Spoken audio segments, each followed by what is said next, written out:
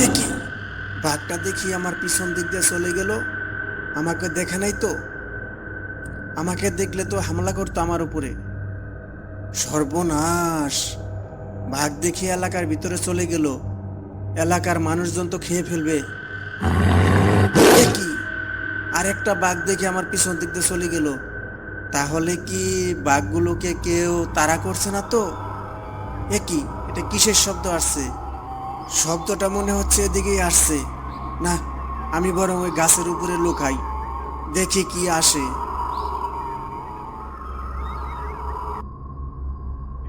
সর্বনাশ! এ দেখি রাক্ষসী মুরগি। এটা কবে মুক্তি পেল? এ তো দেখা যায় গ্রামের মানুষ খেয়ে সাবার করবে।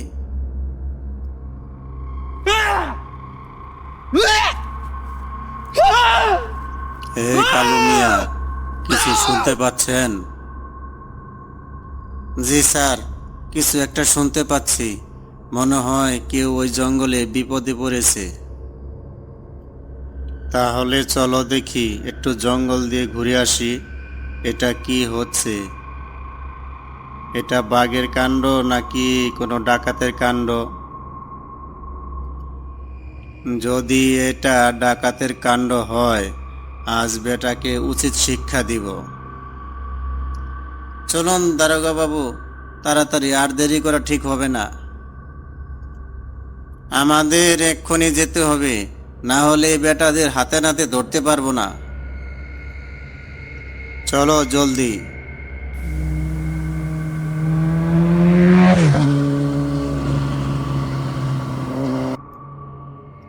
দারোগা বাবু দাঁড়ান, এটা বাঘ নয়, এটা তো ডাকাতও নয়, এটা হয়তো অন্য কিছু।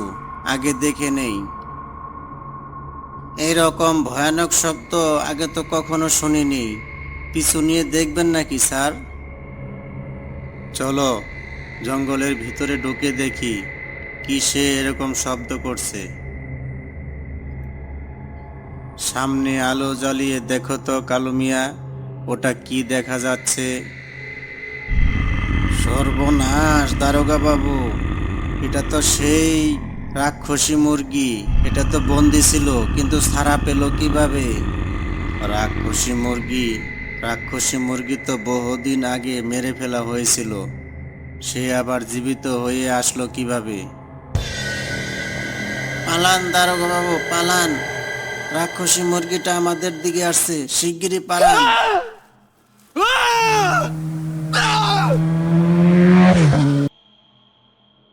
কি হলো স্যার? কালো মিয়া তো আপনার সাথে গেল, সে কোথায়? কালো মিয়া বেঁচে নেই, তাকে রাক্ষসী মুরগি ধরে খেয়ে ফেলেছে। রাক্ষসী মুরগি? কি বলছেন এসব স্যার? রাক্ষসী মুরগি কিভাবে জীবিত হতে পারে? সে তো বহুদিন আগে মেরে ফেলা হয়েছে। জঙ্গলে এখন বিপদ। আজ একজন মরেছে, কাল হয়তো আরো কতজন মরবে তার ঠিক নেই। তাহলে স্যার এখন উপায়?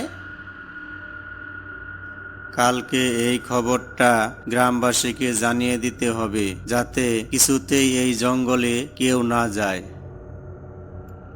ঠিক আছে দারোগা বাবু, কালকে বলা হবে গ্রামবাসীকে। সাবধান সাবধান সাবধান! জেলে মাঝিরা কিছুতেই যেন এই জঙ্গলে না যায়। রাক্ষসী মুরগি আবার ফিরে এসেছে। আমাদের একজন লোক কালকে খেয়ে ফেলেছে, তাই সবাইকে না যাওয়ার জন্য সতর্ক করা হচ্ছে। সাবধান সাবধান সাবধান! গ্রামবাসী সবাই সাবধান, কেউ যেন জঙ্গলে না যান। পুলিশ কি বলে গেল মাসুদ ভাই? এমনি ঘরে কোনো খাবার নাই, ভাবছিলাম আজকে জঙ্গলে যে কিছু মধু সংগ্রহ করে বাজারে বিক্রি করব। আরে দূর বেটা, পুলিশের কথা বাদ দে। আমরা জঙ্গলে যাবই যাব।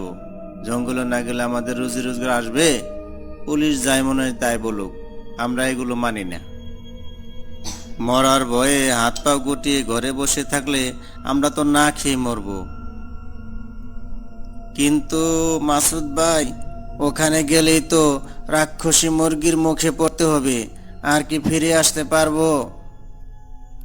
এতে ভয় করে আর কি হবে, আমাদের তো জঙ্গলে যেতেই হবে।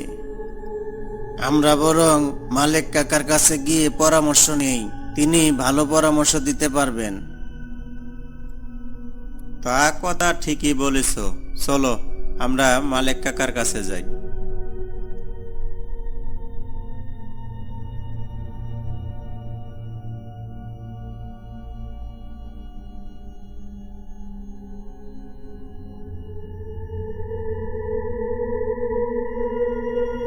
মালেক কাকু, ও মালেক কাকু, কোথায় তুমি? একটু বের হও। কে তালিব? তোমার মালিক কাকা তো চেন্টু মিন্টুকে নিয়ে জঙ্গলে গেছে। কিন্তু কাকি, একটু আগে পুলিশ এসে কি বলেছে তা কি তুমি শুনেছো? শুনলাম তো। এখন উনাকে খবর দেওয়ার জন্য কে যাবে জঙ্গলে? তোমরা কি যাবে? আমরা এসেছিলাম মালেক কাকার একটু পরামর্শ নিতে, জঙ্গলে যাওয়া যাবে কিনা, কিন্তু কাকা তো বাড়িতে নেই। তাহলে কাকি আসে এখন? এসেছো যখন এক গ্লাস পানি তো খাইয়ে যাও। না কাকি, আমরা আর এখন কোনো কিছু খাবো না। আমরা এসেছিলাম মালেক কাকার একটু পরামর্শ নিতে। আচ্ছা কাকি, মালেক কাকা কখন আসবে কিছু কি বলে গেছে? সন্ধ্যার আগে তো চলে আসার কথা, এখন কি করে কে জানে। তাহলে কাকি আমরা বরং এখন যাই। ঠিক আছে, তাহলে এখন তোমরা যাও।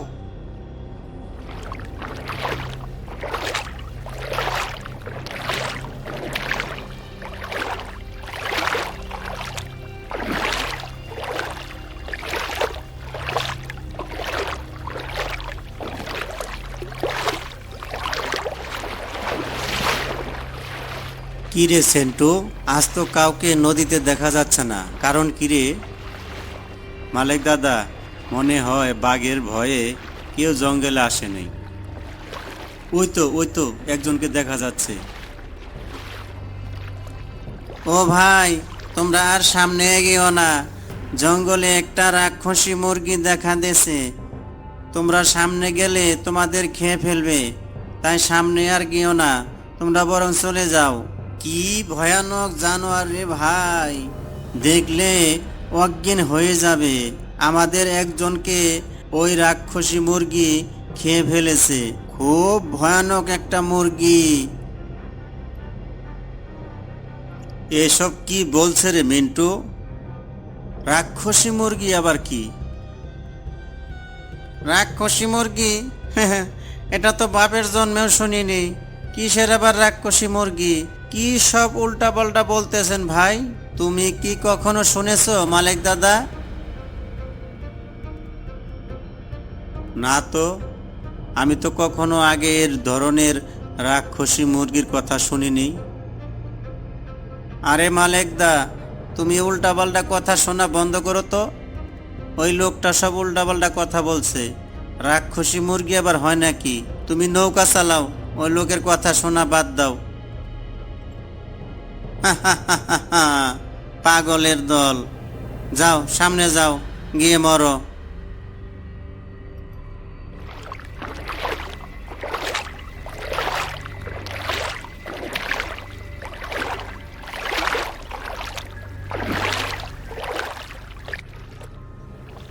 ওই দেখো মালিক দাদা, ঘাস ভর্তি মৌমাছির চাক।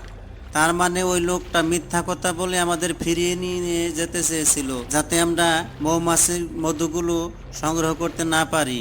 আর ওই বেটা চুপি চুপি এসে মধুগুলো কেটে নিয়ে যেত। বুঝছো বেটার মতলবটা কি? মালিক দাদা, তুমি বরং নৌকাতে থাকো। আমার মনে হয় আশেপাশে আরো গাছের মধ্যে অনেক চাক মাছি আছে। আমি আর মিন্টু গিয়ে বরং দেখে আসি আর কোন কোন গাছের মধ্যে মধুর চাক করেছে। তুমি এখানেই থাকো, কোথাও কিন্তু যাবে না। আমরা দুজনেই যাব আর আসব। সেন্টু ঠিকই বলেছে মালিক দাদা, আশেপাশে অনেক চাক আরো থাকতে পারে। তুমি বরং নৌকায় থাকো, আমরা দুজনে যাই।